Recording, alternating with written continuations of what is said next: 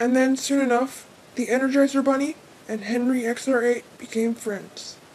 But later on, the Energizer Bunny became a mountain lion. No, not a mountain lion, but a bobcat, who could fly.